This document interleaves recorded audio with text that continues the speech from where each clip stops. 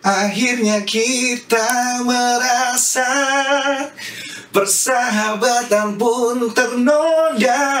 Oh iya. Haruskah kita malu mengakui adanya anugerah cinta? Asik kan?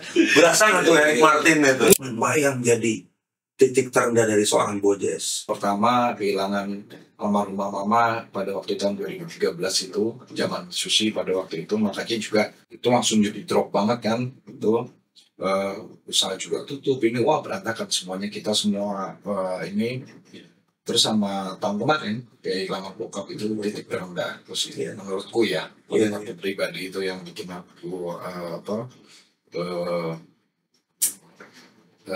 kayak sempat udah hilang gairah gitu kasarannya gitu ya.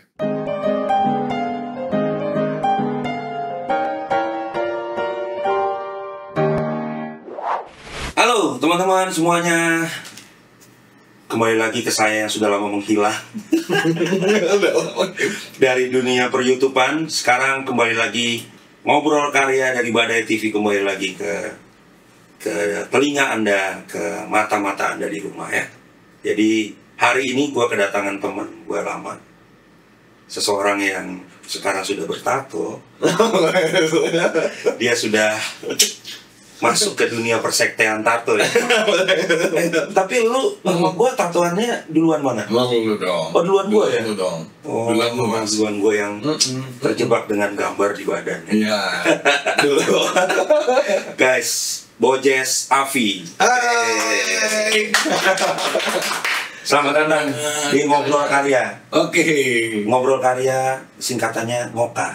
Ngokar. Oke. Tadi sebelum syuting kan lo ngokar dulu kan? Oh iya dong. Ngokar. Oh iya. Nyebat. Tapi aman kan, udah pada tahu kalau lo ngokar kan? Oke. Jadi tadi kita ngobrol-ngobrol, sekarang Bojes datang ke kantor gua. Ini teman lama gua guys. Iya. Gue inget banget ketemu sama dia itu pada saat gue masih kuliah musik ya Jess. Iya betul, waktu di IMI dulu. Di IMI ya? Yes. Bukan Ikatan Motor Indonesia, bukan Bukan itu. Bukan, Institut Musisi Indonesia. Ya. Waktu itu Bojes baru memenangkan juara berapa? Juara 3 aku. Juara 3 ya? Juara Afi? 3, waktu 2005. Afi berapa itu? Itu Afi keempat, Mas itu. Afi 4, Ya. 2005 guys. Itu gua kalau nggak salah menjelang album pertama. Iya, betul. Dan waktu itu Bojes ketemu sama almarhum bokapnya. Iya, betul. Ya kan? Nah, Om Widi, kita kirim doa buat Om Widi. Amin. Makasih. Dan nyokap juga ya. Iya, nyokap juga. Jadi gimana Jess? Kehidupan sekarang gimana Jess? Alhamdulillah Mas, berjalan dengan baik dan lancar. Oke. Di dunia permusikan juga aku masih main musik juga. Reguler di beberapa tempat juga. Oke, sekarang Bojes reguleran. Ya, reguler di beberapa tempat gitu. Terus ya di situ sambil mengasah skill bermusikku lagi dengan aku juga sambil main gitar. Main gitar. Ya, karena kan aku suka gitar akustik kan Mas. Oh iya. Ya, dari dulu. Dia dulu suka ini banget ini. salah satu kolektor gitar juga. Tapi ngono, kolek dol itu. Kolek dol. Kolek terus didol. Iya, benar. Di kolek terus didol.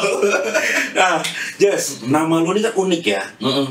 Gua tuh pertama kali kenal lu tuh, itu namanya siapa sih orang ini gitu kan? Iya. Kok agak-agak angel gitu, Bojes gitu ya. Itu sebenarnya apa sih inspirasi bokap menamain itu? Iya, waktu itu tuh almarhum bokap tuh namainnya sebetulnya kan namanya aslinya Jisindo Bojes kan. Jisindo.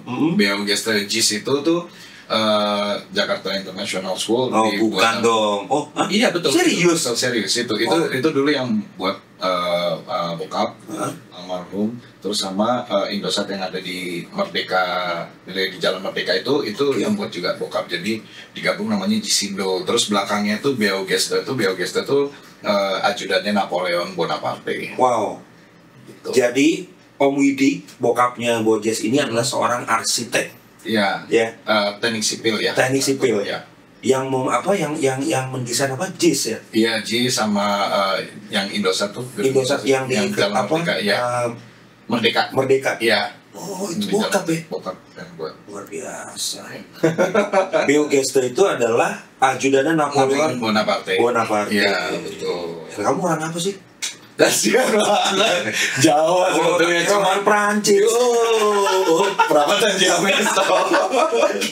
Jok 90-an banget. Jok 90-an banget. Jadi, Bojes pertama kali lu suka nyanyi itu di umur berapa? Kalau nyanyi itu Mas, aku udah dari kelas 6 SD, waktu itu udah dari SD ya. Jadi dulu awalnya sih tadinya nggak suka nyanyi.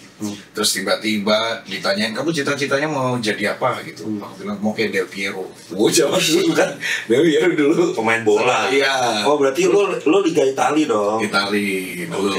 Jadi nggak Liga Inggris ya? Nggak. Oh, sorry nih. Dulu Del Piero, terus ya Batistuta zaman itu ya pengen kayak gitu, terus dimarahin kan. Wah, kalau kamu sukanya kayak gitu bukan anak gua, berarti digituin sama almarhum dulu. Almarhum kan cukup keras ya. Akhirnya latihan nyanyi. Nah, mencintai nyanyi itu pada sebetulnya waktu itu pas perpisahan kelas 6 SD, itu zamannya lagu Titanic, My Heart Will Go On, Celine Dion. Aku bawain lagu itu, orang-orang pada seneng, wah tepuk tangan nggak berhenti gitu. Terus aku baru nyadar bahwa oh ternyata orang-orang suka juga nih sama suaraku gitu. Waktu itu udah akhirnya dari situ terus beranjak ke mulai SMP SMA itu mulai dunia perbenan lah biasa. Ben-benan. Ya, dari itu tuh mulai kenal yang ya zaman-zaman itu kan kita zaman festivalan ya, pada waktu itu tahun-tahun 2000-an kan pasti senangannya yang skill-skill gitu ya, Mr. Big lah, banyak kan rata-rata klasik rock karena memang influence-nya dari almarhum bokap kan. Jadi lo itu juga pernah ngikutin banyak festival musik juga ya? Iya, dulu tuh sempat beberapa kali ikut festival musik. Itu kayak Jakarta Music Festival, JMF, terus habis itu Jakarta Music Festival. Iya. Gua pernah ikut ini. Iya, Waktu itu Chris Wadi pernah ngirim juga. Salah satu produk pokok kan? Yes, betul. Salah satu. Jakarta Music Festival, terus habis itu banyak ya waktu itu festival-festival, banyak juga yang kayak Dream Band, cuman aku Dream Band gagal, akhirnya adikku yang masuk kan pada tahun itu, si Sabo ya? Sabo tuh Dream Band juga? Dream Band pertama kali itu di tahun 2004. Aku JMF itu kalau nggak salah waktu itu sekitar tahun 2000-an ya, 2001 apa 2001 betul? Iya 2001 betul. Itu aku ikutan itu, terus masuk sampai akhirnya kita manggung di tadi Sindor. Pada waktu itu jurinya tuh ada Ardi Slang segala macam gitu ya. Udah vokalis ya? Udah vokal. Dulu kan JMF tuh kita harus bawain satu lagu sendiri, satu lagu orang. Iya, betul. Lagu orang andalan tuh Celebrate pada waktu itu karena kita vokalisnya 2. Celebrate. Ya, itu kan semuanya rata tuh ya.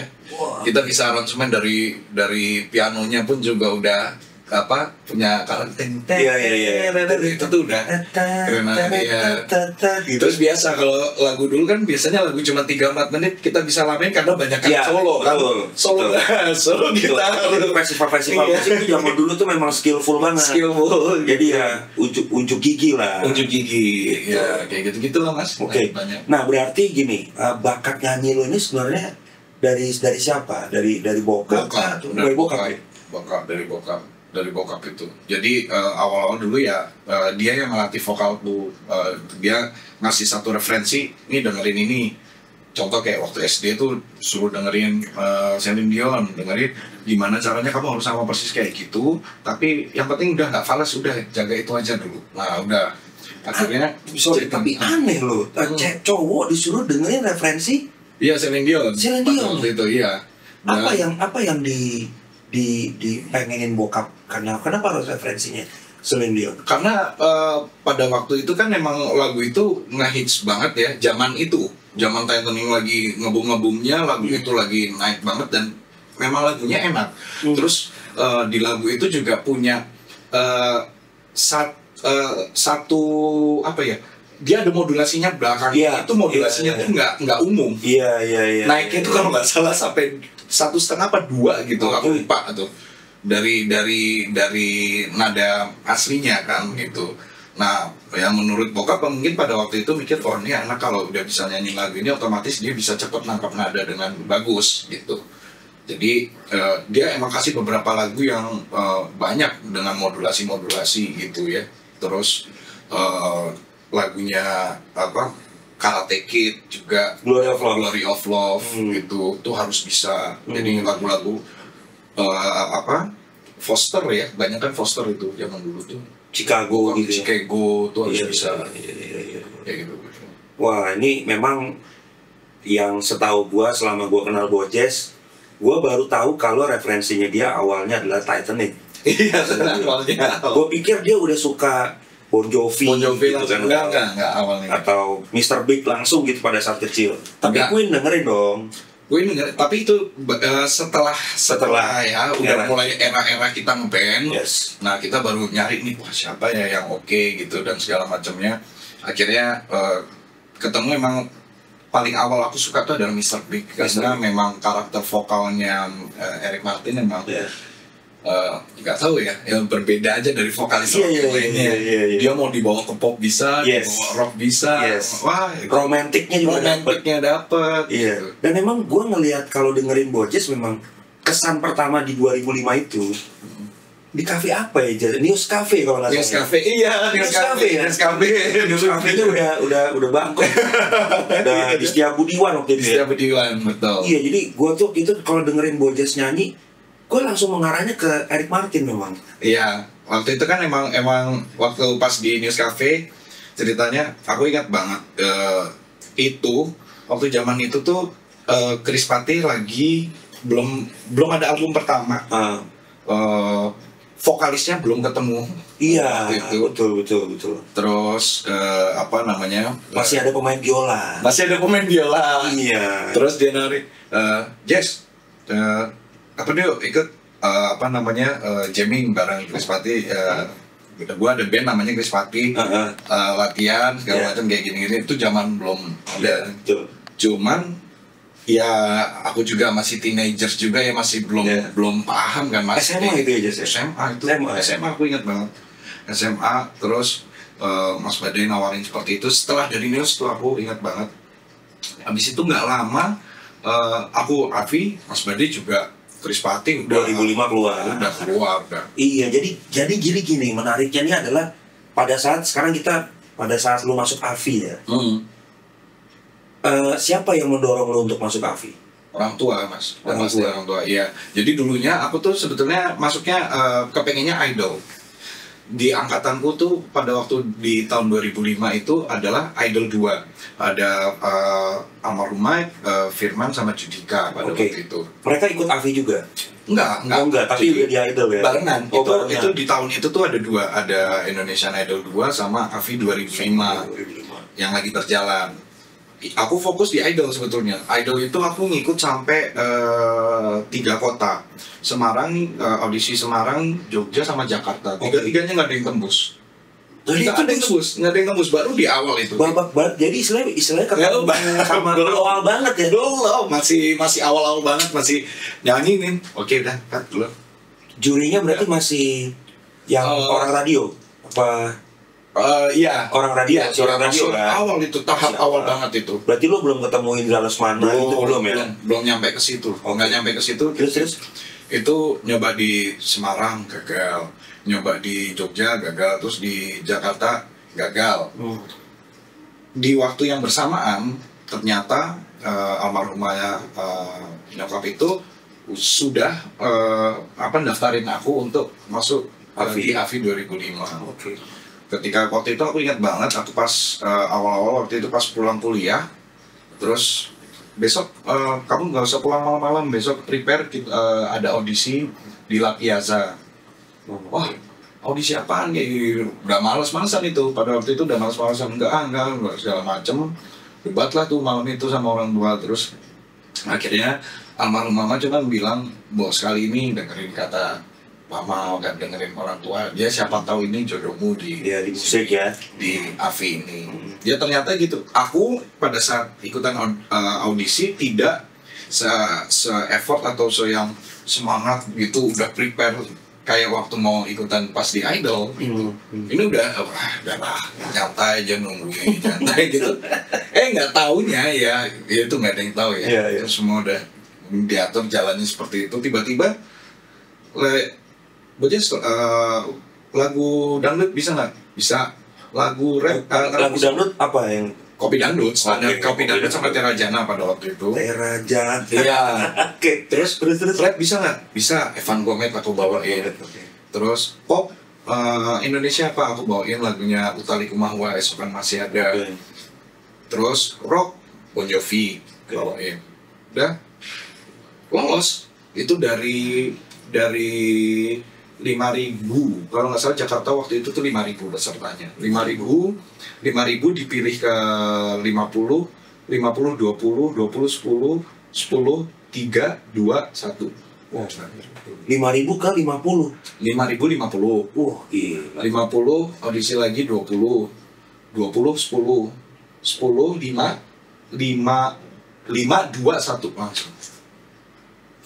Nah, Itu kalau nggak salah ya, kalau gue denger Avi itu kan audisinya kayak di gor gitu, iya. terus kayak di meja-meja Iya. gitu kan, Benar. mejanya disekat-sekat gitu, bener nggak sih? Benar kan? Benar. Jadi udah waktu itu pas ikutan audisi ya kayak seperti orang audisi pada umumnya, nungguin gitu segala macam. Terus lo akhirnya jalanin karantina. Nah di AFI 2005 tuh karantinanya lebih paling lama daripada AFI yang sebelum-sebelumnya. Paling lama maksudnya masa karantinanya? Masa karantinanya lebih lama karena ada tahap, ada namanya hip hop itu pada waktu itu zaman itu di Gading Serpong. Kita 20 tim di hop, 20 tim di hip gitu. Oke. Nah itu perwakilan dari tiap daerah dan masih ada dua tuh. Jakarta ada 2 orang segala macam gitu. Nah terus itu di Gading Serpong itu 3 bulan. Terus abis itu di asrama Cibubur, di asramanya Af itu di Raffles itu 3 bulan juga. Jadi totalnya hampir 6 bulan. Lu stres gak selama di masa karantina? orang nggak boleh ini kok, maksudnya ada aturannya kan. Memang kita tidak boleh kontak dengan Keluarga nggak boleh, dengan orang-orang di luar nggak boleh. Jadi benar-benar di dalam asrama ya kerjanya bangun tidur makan belajar itu terus setiap hari. belajar tuh maksudnya belajar Semua semua aspek ada koreografi juga. koreografi, nyanyi, acting, Acting terus juga ya? ada terus public speaking juga ada, terus bahasa Inggris juga ada gitu. Terus ya itu selama di asrama itu jadwalnya sudah terschedule semua dari Senin sampai hari Jumat. Sabtu kita konser. Oke. Gitu. Minggu istirahat, Senin mulai sampai Jumat begitu lagi terus selama 3 bulan. Kalau konser lagunya ditentuin siapa? Dari sana TV, dari Indosiarnya. Ya kita nggak boleh milih lagu. Jadi di AFI itu kelebihannya adalah kita harus bisa menguasai semua lagu apapun yang dikasih dari mereka. Nggak hanya dari nyanyinya toh, tapi dari segi penguasaan panggungnya, dari segi komunikasinya segala macam begitu. Iya, memang kalau gue lihat Avi itu salah satu mungkin satu-satunya ajang pencarian bakat yang selalu menjembatani lagu dengan koreografi ya. Betul. Ya, kan? Dan pengajarnya waktu itu Mas Ari Tulang, ya. Itu galak banget ya tuh. Sangat. Dan emang ini sih Mas, aku menyadari banget ya, terutama untuk sekarang ini.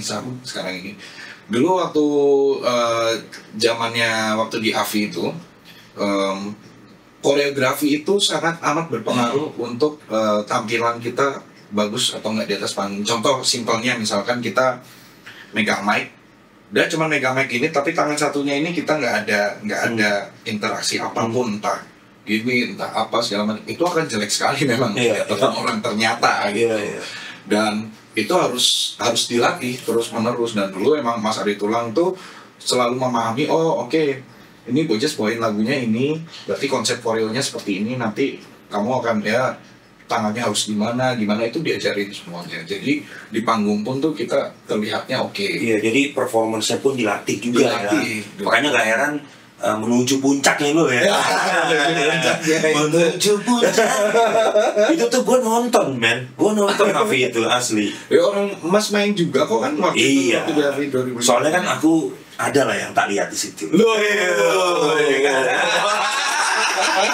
Lo biasa lah. Biasa. Namanya juga anak muda. Anak band.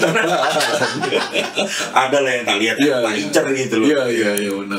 Nah, singkat cerita akhirnya Bojes juara 3. Juara 3. Iya. Juara satunya siapa, Jes? Juara satunya ada Ade Avi Mas dari Manado. Oh, Ade. Ya, Oke. juara 2-nya ada Indri, namanya Indri Avi dari Indri.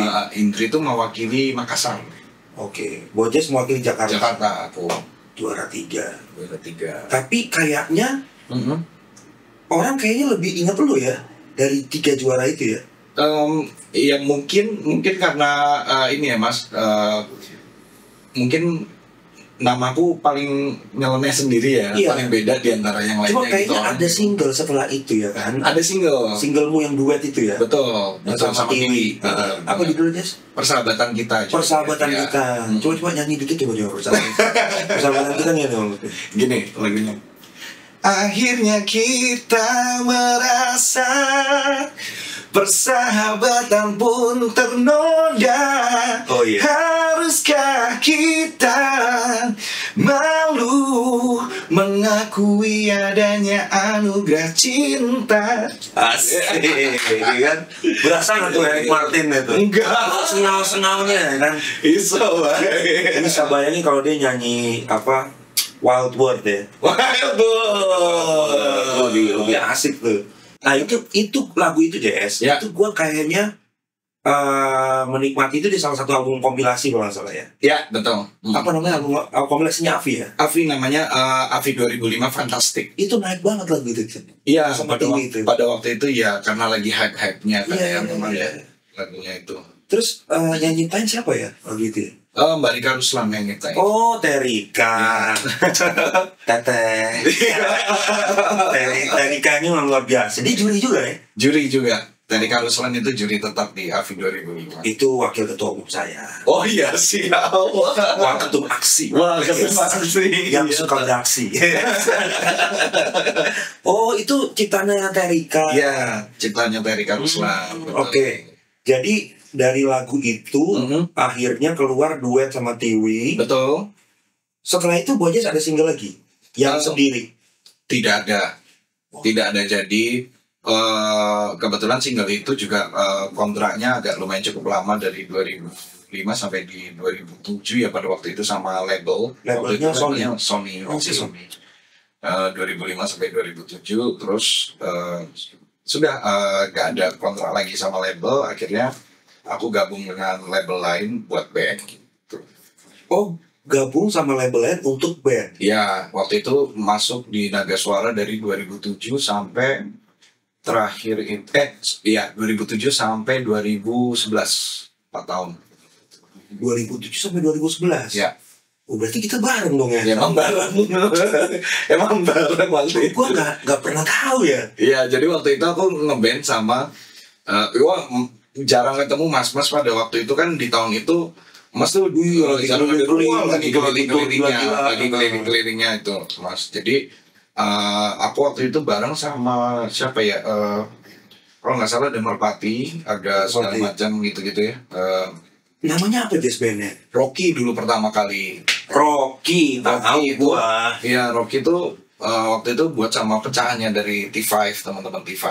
Ada Yeri, Ya. ada Beben Oke, dari bass, Zalo, band bass, ya. terus drumnya ada Iwan dari After Sunset band Bandung alternatif. Berapa album dia sama Rocky? Satu album kita. Satu album. Satu album. Kita dapat karya satu album itu 2007 sampai 2009, kontraknya 2 tahun. Itu ya masih sempat lah ya ngalamin yang tour ya, gitu. promo-promo radio. Ya karena dulu seru banget ya, jadi ada karya gitu. Betul. Kita datang ke radio, datang ke Masih ada visit radio guys. masih Ada visit radio. ada visit radio.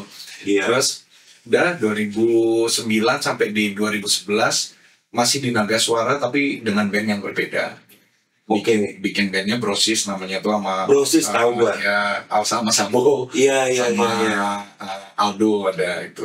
Oke. Bahasanya kita berempat. Jadi nama Rocky itu gue ingat kalau nggak salah dia ada huruf R-nya ya, logonya ya. Iya, R itu terus ada kayak bintang-bintang gitu ya. Bintangnya, iya. Iya, berarti aku ngerti itu nama-nama band. Sama Brosis tahu gua. Kalau datang ke kantor masih adalah di tangga itu. Waktu itu tangga masih awal-awal. Sama di pintu ruangan lah ya. Itu ruangan. Di studio band Romangun ngono loh. Studio yang bau rokok lisong. Oke, berarti band udah ada 2 band. Iya. Satu single duet. Iya, satu single duet itu sama TV. Terus yang kedua satu album karyanya. Terus yang ketiga itu bandnya yang Brosis itu dapat 2 single. Oh, 2 single. Jadi 2 single sama Brosis, satu album sama Rocky, satu single duet. Satu single duet sama itu. Tapi dalam bentuk album ya, karena kan kompilasi. Iya. Terus setelah itu Bojes nggak pernah ngeluarin single yang atas namamu sendiri? Nggak ada. Setelah itu aku agak banting setir waktu itu ke usaha kuliner. Ya, ini gue tahu nih. Waktu itu di 2011. 2011 ya Bojes ya? 2011 sampai di 2013 tuh bikin restoran sushi kan. Ya. Jadi teman-teman Badai TV ini perlu diketahui Bojes ini juga entrepreneur juga. Dia pengusaha juga untuk bidang kuliner. Ya kan? Iya. Tapi kuliner yang beneran, bukan wisata yang lain. Iya, bener. Bukan wisata itu. Bukan. Kuliner beneran. Iya, jadi dia ini dulu punya usaha sushi kampung. Sushi kampung nasi. Di Pangkalan Jati. Betul, di Pangkalan Jati. Nah, kebetulan ini tempat kita lagi syuting guys. Ini adalah rumah pertama gua di 2011. Dan tempat nongkrong gua itu nggak lain nggak apa ya di tempat dia. Iya. Gitu. Karena gua nggak tahu kan, gua orang baru di sekitar Pondok Kopi ini, dan Bojes kebetulan tinggal satu kompleks sama drummer gua. Iya, kan? betul. Lu tinggal di Waringin Permai. Ya. Betul. Nah, Waringin Permai, dan yaudah Mas ke tempat gua deh gitu kan. Gua ada sushi kampung, dan di tempat itu terus terang tuh tempat itu nyaman banget, yes. Iya. Menurut gue nyaman banget. Anak-anak bisa jamming di situ, ya kan, latihan di situ. Iya. Kita bikin event di situ. Ya, dulu Krispati juga bikin acara ulang tahun di situ juga. Luar biasa. Nah, Jess, itu kan masa-masa gokil ya. Iya. Di sushi kampung itu. Kenapa lu bisa berpikir dari musisi ke kuliner? Waktu itu karena ini ya Mas, awalnya sih ya balik lagi ya dari orang tua almarhumah mama itu bisa buat sushi di rumah, bikin awalnya buat ke anak-anaknya, ini Bojes cobain rumahan ya, rumahan, enak mah kayak gini-gini. Terus kita wah ini kalau ada rezeki enak kali buka tempat ini segala macam ya. Akhirnya sebetulnya itu usahanya orang tua kan, memang si sushi kampung itu, tapi aku di situ ikut terlibat untuk minimal, yuk Bojes bantu pasarin ke teman-teman ya, kasih tahu ke teman-teman, kamu handle di kasir juga, tak kasih tahu cara buatnya sushi. Akhirnya begitu, awalnya terlibatnya gara-gara itu sih.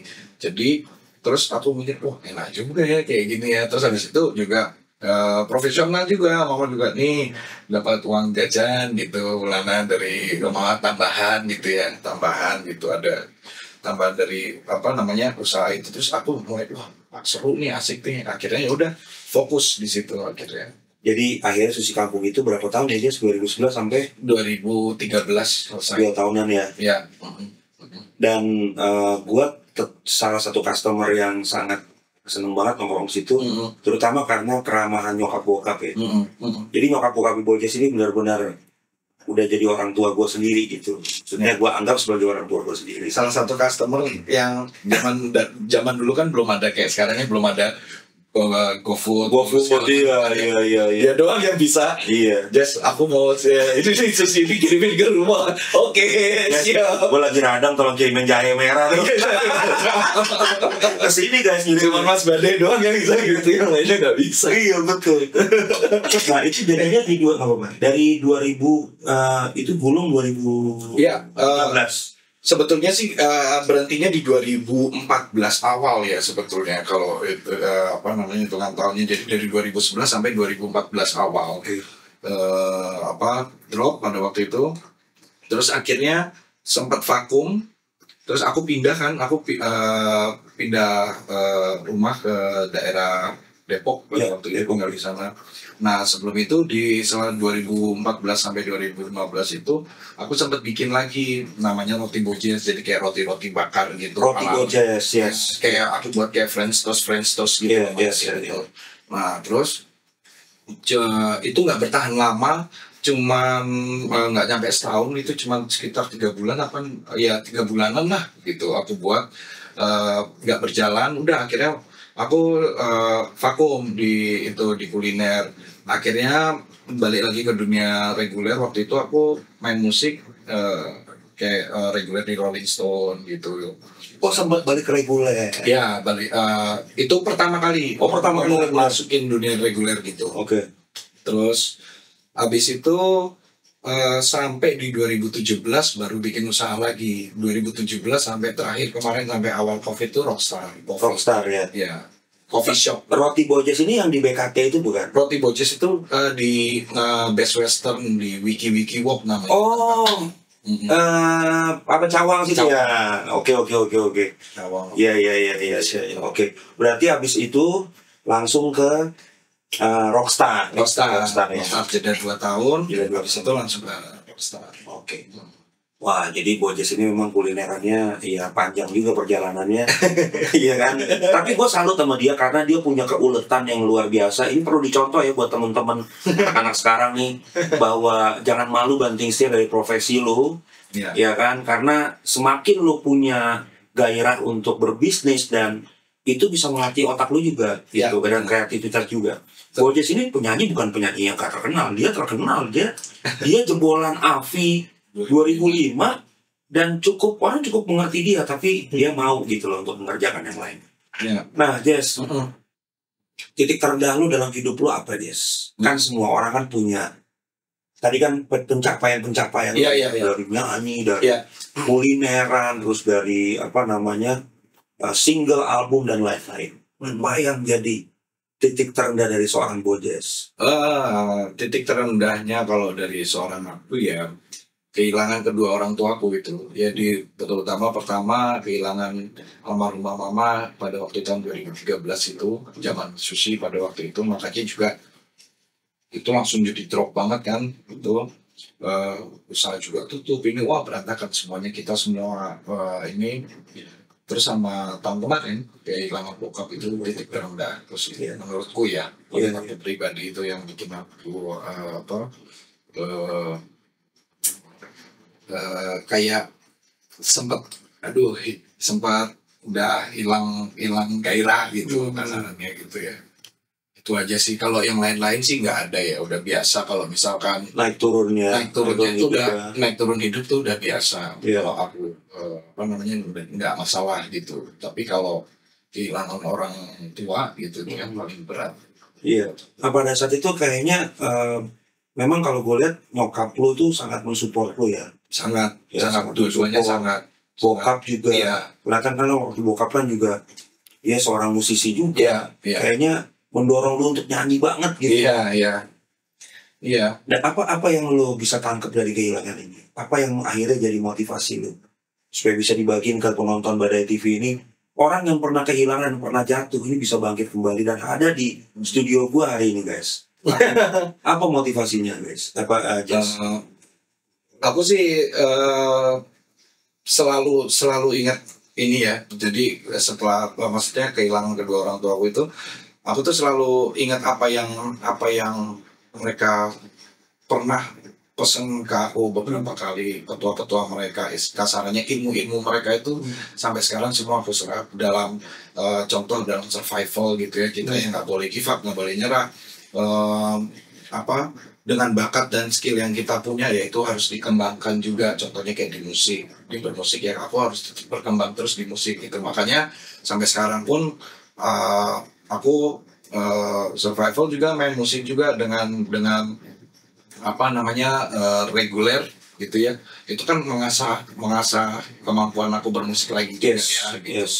Masa jadi nggak hilang sepenuhnya gitu. Dan itu juga bisa jadi untuk mata pencarian kita juga gitu. Nah, kalau segi lainnya yang di luar musik, aku juga menghandle beberapa event juga gitu ya. Sekarang ini sekarang ini menghandle beberapa event juga yang itu masih berkecimpung di dunia entertain juga. Dan itu aku juga dibantu di guide gitu ya, dibantu sampai detik ini sampai sekarang yang udah aku anggap kayak kakakku sendiri juga.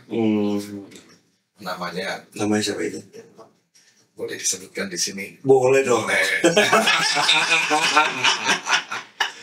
Ya, sekarang ini Bojes nih lagi banyak belajar ya di dunia per-eventan juga. Ini banyak andilnya adalah Kang Mas. Gue pernah main di tempatnya Kang Mas ini loh. Kang Mas ini legend loh. Ini bukan legend Condor Heroes ya. Jadi Bojes ini sekarang dia adalah event manager kali ya, apa gimana? Iya, event manager dari Wow Entertainment. Iya, betul. Nah, Wow Entertainment ini CEO-nya, bisa gue bilang CEO-nya lah ya. Maksudnya CEO-nya yang mensupport kamu, ya kan, namanya Om Andri, Kang Mas Andri. Dia luar biasa, dia suka mensupport juga musisi. Termasuk gua kan juga sebagai penyanyi pendatang baru lah. Bisa Kalau sebagai komposer ya tinggal tunjuk aja kalau tapi kalau sebagai penyanyi kan aku kan pendatang baru. Aku adiknya Bojes lah. Iya dong itu. Aku kan udah vokalis. Kalau kan vokaler, kalau aku vokaler. Jadi ya itu akhirnya menjadi motivasi lo ya. Iya, sangat. Dia banyak memotivasi aku ya sekarang untuk ayo kamu harus terus fight gitu ya. Ayo kita bikin bikin sesuatu contoh ya, kayak misalkan aku juga sekarang ini lagi fokus juga untuk bikin satu project yang namanya Lead Karaoke. Itu jadi di situ, di dalam Lead Karaoke itu kita punya konsep yang berbeda, nggak cuma seperti Lead Karaoke biasanya, tapi dari visualnya juga kita bagus, terus dipikirin lah ya, dipikirin banget, terkonsep banget gitu. Ada banyak orang lah yang terlibat di situ, ada Mbak Mawar, ada Mas Reza Wow Idol juga, terus ada teman-teman yang lainnya. Oke guys, jadi gua rasa Bojes ini udah jadi contoh banget buat kita semua. Dan sampai hari ini dia masih survive di dunia musik, bahkan sekarang jadi event manager, masih nyanyi. Gue berharap sih lo harus punya single lah. Lo harus punya lagu baru dengan nama Bojes. Karena Bojes tuh menurut gue unik namanya. Kan? Bojes itu namanya unik. Jadi dia harus punya lagu baru. Dan mudah-mudahan nanti kalau ada sudah ada guys sebetulnya. Udah ada guys. Tinggal diingatkan ke Mas Badai lagi guys. Sorry. Ini memang kita nih orang-orang sibuk. Gue minta terima kasih banyak. Sudah datang ke Mokar Karya. Siap. Makasih banyak. Jadi teman-teman Badai TV jangan lupa ditonton terus, di subscribe, di share ke teman-teman, di like juga. Terus Bojes punya YouTube juga? Nggak ada. Lu harus buat dong. Aku belum ada Mas, makanya nih aku belajar sama Mas Badai nih. Bojes apa kayak gitu kan? Aku belum ada. Bojes channel. Dong, harus punya dong Jess. Oke. Ya kan? Nextnya aku akan ini belajar banyak sama Mas Badai. Siap. YouTube. Oke teman-teman, jangan lupa nanti tonton terus Badai TV-nya. Instagram Bojes juga tolong. Bojes.official. Nanti ditulis di sini ya, Bojes.official. Terus TikToknya Badai TV juga Badai Music Production, silakan di follow juga. Air mata boleh bercucuran, tapi hidup harus dilanjutkan. Sampai ketemu.